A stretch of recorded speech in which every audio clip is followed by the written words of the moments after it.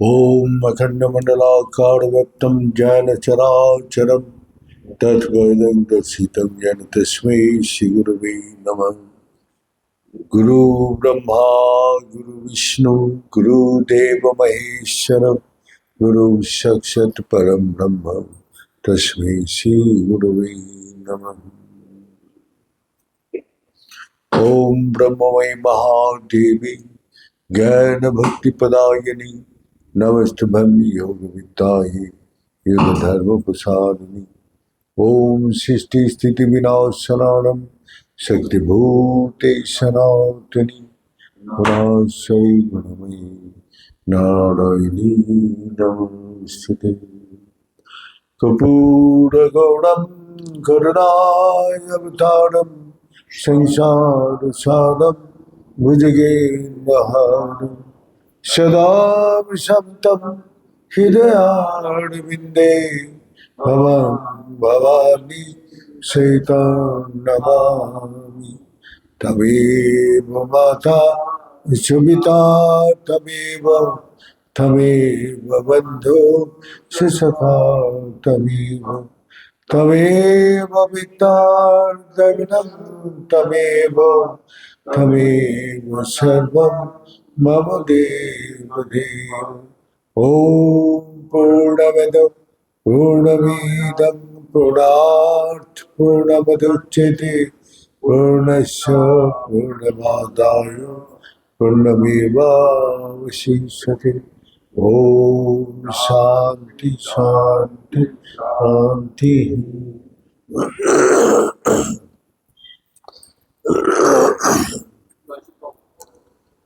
नारायण हरि ओम नारायण हरि ओम शिव शिव हर हर शिव शिव हर हर नारायण हरि ओम नारायण हरि ओम। परमात्मा अंतर्यामी परमात्मा अंतर्यामी परमात्मा अंतर्यामी परमात्मा अंतर्यामी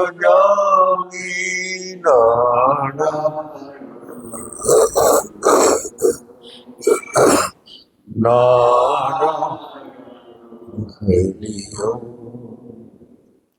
शिव शिव हर हर शिव शिव हर हर नारायण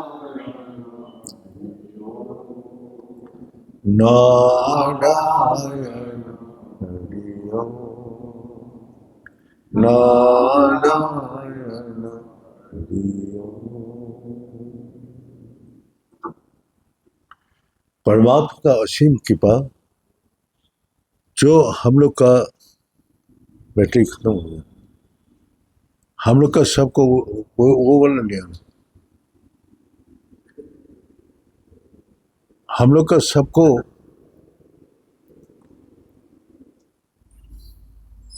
सबसे बड़ा ये है जो मनुष्य जन्म देव दुर्लभ है। मनुष्य जन्म इस संसार में कितना जीव है, 1,84,000 ये जोनि भवन करते करते आज ये मनुष्य देह मिला है। मनुष्य देह ही एकमात्र कर्म कर सकते हैं और किसी का कर्म करने का अधिकार नहीं है। और सब सुख भोगता है, नहीं तो दुख भोगता है।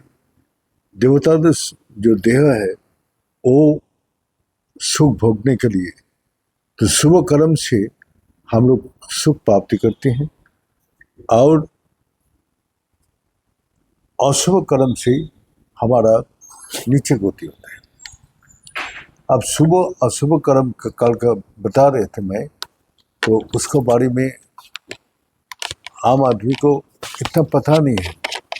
जो शुभ कर्म किसको बोला जाता है, अशुभ कर्म। तो ये सबसे बड़ा रहस्यपूर्ण बात है। जो शुभ और अशुभ कर्म एक ही कर्म करते हुए वो शुभ कर्म होते हैं, एक ही कर्म करते हुए वो अशुभ होते हैं।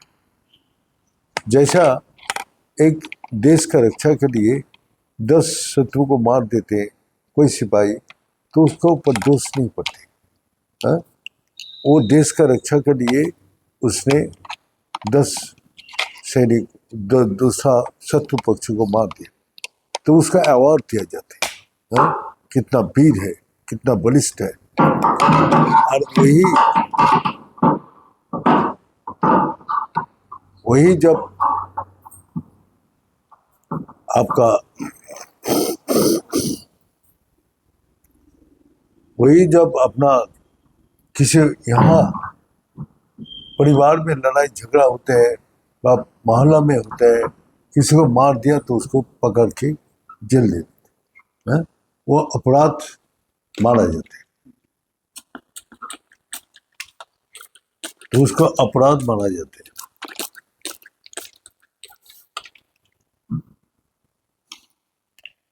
तो इसीलिए पता एक ही कर्म करते हुए वो एक कर्म शुभ है, एक अशुभ है। जो यहाँ लालच में, हिंसा में, क्रोध में आके मार दिया, और उसने देश रक्षा भावना, हमारा अंदर भावना क्या है, वही मेन काम करती है। वो देश के लिए वो अपना कुर्बानी भी दे सकते हैं और मार भी सकते हैं। हाँ? तो उसको भक्ति बोला जाता है, देशभक्ति। और जो अपना धन संपत्ति व पड़ोसी के साथ लड़ाई झगड़ा में किसी को मार दिया तो अपराध, क्योंकि वो लालच से, क्रोध से, हिंसा से उसको मारे जाते। तो इसीलिए हम लोग का शास्त्र में क्या बोल रहे हैं वो देखना चाहिए। शुभ कर्म अशुभ कर्म के बारे में कल बताया, लेकिन मनुष्य कितना भी सुन ले, कितना भी पढ़ ले, कितना भी देख ले, लेकिन अपने को बदलना सबसे बड़ा कठिन काम है। बाहर का साथ लड़ाई नहीं है, अपना मन का, अपना बुद्धि का, अपना देह से ये लड़ाई है। इसको बदलना असंभव है। आप घर का हर डिजाइन चेंज कर सकते हैं, हर नक्शा चेंज कर सकते हैं, कपड़ा चेंज करते हैं, पर्दा चेंज कर सकते हैं, हर चीज चेंज कर सकते हैं, एक शायर को भी चेंज कर सकते हैं। हाँ? लेकिन एक आदमी को परिवर्तन करना बहुत कठिन है, बहुत कठिन काम है।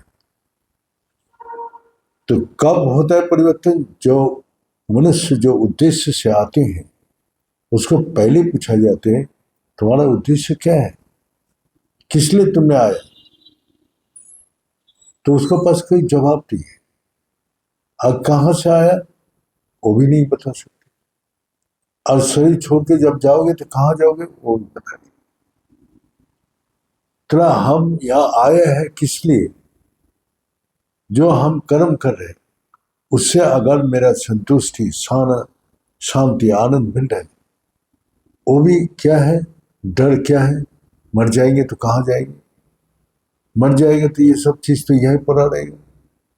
अरे तुम पहले तो सोचो, जब तुम आया है तो खाली हाथ आया है और जाना भी खाली हाथ, तो बीच में ये तुम्हारा भ्रम क्या पैदा हो गया, ये हमारा है, ये हमारा है। कल हम ये मकान बेच देता तो दूसरा किसी का हो गया ना, तो मेरा बोल के तो कोई भी नहीं है। हमने किसी का मकान खरीद दिया, उसका नाम से वो मेरा हो गया। तो यहाँ कोई चीज भगवान दिया है इस संसार का वस्तु कर्म करने के लिए, शुभ कर्म करने के लिए, अच्छी कर्म करने के लिए। लेकिन हमारा भगवान का बात हम भूल गया। हमारा मन जो बोल रहा है, हमारा बुद्धि जो बोल रहा है, हमारा देहो चाहते हैं उसी का कर्म मैं कर रहा हूं। चलो ये बहुत ही भ्रम है। इसीलिए भगवान बोलते हैं मम माया दुरत्थया, मेरा माया को पार करना आसान नहीं है, बहुत कठिन है। जन्म जन्मांतरे, कितना जन्म का बाद माम प्रपत्ति, मेरा चरण में उसका भक्ति आती है। लेकिन भक्ति आने का अर्थ ये नहीं है जो भगवान का पूजा अर्चना करे तो उसको करने का पीछे हमारा क्या उद्देश्य है। संसारिक वस्तु सुख के लिए हम पूजा पाठ करें, ना हमारा भगवान को जानने के लिए मैं कर्म कर रहा हूँ, भगवान को पाने के लिए कर्म कर रहा हूँ, ना अपना संसारिक वस्तु पाने के लिए। पूजा तो सभी करते हैं, लेकिन संसारिक सुख पाने के लिए सभी पूजा करते हैं, संसारिक अभाव कष्ट मिटाने के लिए कर्म करते हैं, भगवान को पाने के लिए नहीं। तो इसी प्रकार एक किसान था, वो बहुत लंबी समय तक वो अपना निसंतान था। तो भगवान का उपासना करके एक संतान उसको प्राप्ति हुई। संतान से खुश हो गया। गांव का आदमी बोला जी देखो कितना भक्तिमान किसान है, उसने भक्ति से अपना पुत्र को प्राप्त कर लिया। इसी प्रकार आदिगुरु शंकराचार्य जी बता रहे संसार क्या चीज है। अर्ध श्लोक अच्छामी जो तक कोटि ग्रंथ भी, जो आधा श्लोक में जो बात कर रहा हूं वो कोटि कोटि ग्रंथ, शास्त्रों, दर्शन, सब कुछ यही बात बोल रहे हैं। क्या बात? जगत मिथ्या ब्रह्म सत्य, जीव ब्रह्म नाम। ये जगत मिथ्या है और ब्रह्म ही सत्य है। और ब्रह्म कहाँ है? जो मनुष्य का हृदय में निवास करते हैं। जब उसको जान जाते हैं तो जीव खत्म हो जाती है और ब्रह्म ही वो स्वरूप प्राप्त कर देते हैं। जीव ब्रह्म ना पड़ो, जीव और ब्रह्म अलग नहीं है, एक ही वस्तु है। अब उस किसान का पुत्र मिलने के बाद सारी गांव के भोजन कराया, सारी आनंद किया, ये किया। अब बच्चा बड़ा होने लगा तो जब 12 साल का हुआ अचानक उसको मौत हो गई। तो सारी गांव रोने आ गया, ये आ गया। अब किसान तो बाहर था। किसान अगर वो सोचे आके देखेगा कि इसका पुत्र मर गया तो पागल हो जाएगा, रो के। तो किसान का खबर आया, किसान आया घर में, सब सोचते ये रोएगा, उसने रोया नहीं, ना कोई दुख प्रकट किया किसी को। उसने पुत्र को देव को ले गया और शमशान में जला दिया।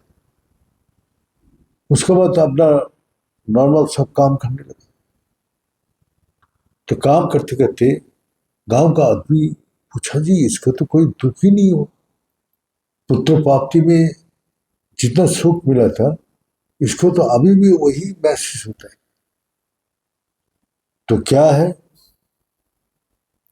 उसको गांव वाला सब मिलके उसको पास जाके बैठ के बोला किसान तुम्हारा एक ही पुत्र था, तुम उस पुत्र को खो दिया, तुमने रोया भी नहीं, धूप भी पकड़ नहीं किया, कुछ भी नहीं, तुम खुश है कि क्या तुम्हारा पास है? बोलते मेरा पास ज्ञान है। जो ज्ञान ये दुख का प्रवेश नहीं है, दुख सुख का कष्ट हमको महसूस नहीं होता है। तो बोले फिर तुम्हारा बस क्या ज्ञान है? बोला हम जब गया था तो ईश्वर का वाणी सुना, ये जगत मिथ्या है। और मिथ्या क्या चीज है, क्या क्या अवस्था है? ये जागृत अवस्था मिथ्या है, जो हम जाग के जो काम कर रहे हैं, ये जगत ही मिथ्या है। लेकिन हर आदमी सोचते ये सच है। और सपना अवस्था मिथ्या है, सपना में हम क्या क्या देखते रहते हैं वो भी मिथ्या है। और उसका जब सुसुप्ति में चला जाते तो देह मन बुद्धि काम नहीं करते। देह मन बुद्धि से परे चला जाता है, तब उसका वहां जब देह मन बुद्धि नहीं होता है तो वहां का सुख दुख का प्रवेश नहीं है, वहां आनंद है। इसीलिए आनंद से सोते हैं और डीप स्लीप में, और वो शांति से सोते हैं। तो शांति आनंद कहाँ है? जब मन बुद्धि देहों का बोध नहीं होता है। तो डीप स्लीप में हर रोज तो आदमी जाते सो जाते आराम से शांति से सोते, तब उसका मन में कोई दुख तकलीफ कष्ट महसूस नहीं कर पाते, क्योंकि मन नहीं होते। इसके बाद उसने बोला, हमने आज रात को सपना देखा, जो दिन पुत्र तो हम राजा हूं, हमारा 7 पुत्र है और बहुत बलिष्ठ और वीर है। हमारा सपना टूटा तो सब गैप हो गया। तो इसी प्रकार सपना का माफी के संसार है। आज है कल वो मरा पड़ा देह था, वो सच लग रहा था ना झूठ लग रहा था। तो मर गया, कौन मरा कौन चला गया उसके बारे में किसी को ज्ञान नहीं है, लेकिन मेरा को ज्ञान है। कौन गया? पिता माता दादा दादी सभी तो किसी न किसी ने सबने खोया है, लेकिन किसको खोया है? देहो तो छोड़ के गया। तो देहो को झूठ कैसे लग रहा है उस समय? जो आग में जला क्या है, तो उस समय तो तुम उस देव को सच नहीं मान रहे। तो सच कौन था? जो उसके देव का अंदर था। सच ही परमात्मा है, सच ही धर्म है। तो सच को जानने के लिए इस संसार में मनुष्य जन्म मिला है। तो वही सारी गांव वाला को बताया कि मेरे पास वो ज्ञान है जहां सुख दुख का प्रवेश नहीं है। उस ज्ञान को कोई लेना नहीं चाहते, न करना चाहते। उस अवस्था में चला जाए तो इस संसार का और कोई भी चीज उसका अंदर प्रवेश नहीं होता है, सुख दुख से परे चला जाता है। लेकिन वो संसारिक सुख चाहते हैं और बार बार दुखी होते हैं, कष्ट होते हैं, अशांति भुगते हैं। तो ये उसका अज्ञान का कारण है। भवनायम जंतन उठानी माया, मेरा माया, माया माने झूठ, झूठ को माया बोले, जिसका पीछे कोई कुछ नहीं है। तो इस कारण से ये जगत ही माया है। जो इसीलिए आदि गुरु शंकर जी ने ये बताया, जगत मिथ्या। तो ये लोग इतना तपस्वी ज्ञानी, सारा जगत में उसका ज्ञान प्रचार वेदांत का उसने प्रतिष्ठा किया, सनातन धर्म का प्रतिष्ठा किया। तो उसका अंदर कितना ज्ञान हो सकता है? 8 साल का अंदर सारी भारत को भ्रमण करके सारी पंडित को परास्त कर दिया। उसने इस बात को बता रहे हैं, जो जगत मिथ्या ब्रह्म सत्य जीव ब्रह्म नाम। तो आप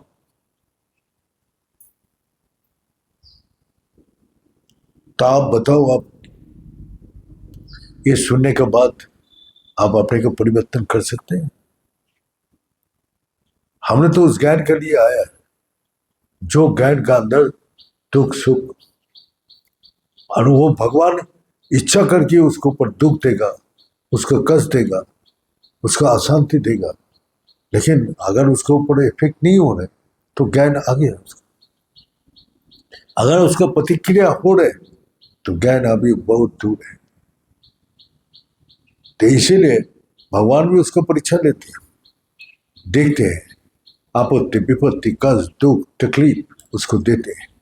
लेकिन वो हर परिस्थिति में एक ही प्रकार है। तो इसीलिए अर्जुन जब पूछा ज्ञानी का लक्षण क्या है, सुखी दुखी समाख्ता, सुख और दुख उसके पास बराबर है, क्योंकि वहां प्रवेश ही नहीं है। और मान अपमान समाख्ता, मान करे कि अपमान करे, उसके पास वो प्रवेश नहीं होता है। तो ये संसार में आके इस संसार का दुख सुखी तो आदमी का चिंता और भय का कारण कर देते, सबको अंदर वो चिंता और भय पकड़ के रखे। लेकिन वो चिंता भय को हटा के उस ज्ञान को प्राप्ति करने के लिए जो दृढ़ संकल्प होगा, वो छोटा मोटा संकल्प से नहीं होगा। उसका पास कितना भी सम्मान आ जाए, कितना भी अपमान करे, कितना भी लालच दे, कितना भी उसको संसारिक सुख दिया जाए, वो सबको हटा के वही ज्ञान को प्राप्त करे। तो इसीलिए वो लोग ये देहों का, मन का, बुद्धि का बस में नहीं है। तो इसीलिए आदि गुरु शंकराचार्य जगत मिथ्या, तो जगत मिथ्या को बोध करो और न तो सच को बोध करो। जो झूठ को हम बोध करते हैं तो हमारा जेब में पैसा है, अब पैसा ले जाके हमने बैंक में जमा दिया, तो बैंक मेरा नोट को चेक करके बोला ये नकली है। नकली है तो नकली का लक्षण है, नकली जो चीज है वो बता देगा, और असली नोट का भी लक्षण है, वो बता दिया। तो देखा सही में ये तो मिथ्या है। तो मिथ्या नोट का और कोई वैल्यू है? एक पैसा भी उसको वैल्यू नहीं है। लेकिन जो सच है उसका 100 में 100% ही वैल्यू है। तो इसीलिए झूठ का कोई वैल्यू नहीं है, लेकिन सच का वैल्यू है। लेकिन सच और झूठ को हमने दोनों ही जेब में डाल दिया। सच भी चल रहा है, झूठ भी चल रहा है। तो ये संसार तो सच और झूठ का बीच में है, लेकिन इसको ढूंढना पड़ेगा सच क्या है और झूठ क्या है। जब वो सच का ज्ञान हो जाएगा तो वो ज्ञान उसको और माया का प्रवेश करने नहीं देगा। सच को पकड़ के जो कर्म करते हैं, जैसे मैथमेटिक्स में है, सिर्फ शून्य बैठाया जाए तो शून्य का कोई वैल्यू है? हाँ? अगर शून्य को बैठा के एंड में एक बैठा दिया तो क्या ये शून्य का वैल्यू मिलेगा? हाँ? अगर पहले ही एक बैठा के 0 बैठाए तो इसका वैल्यू कितना बढ़ेगा?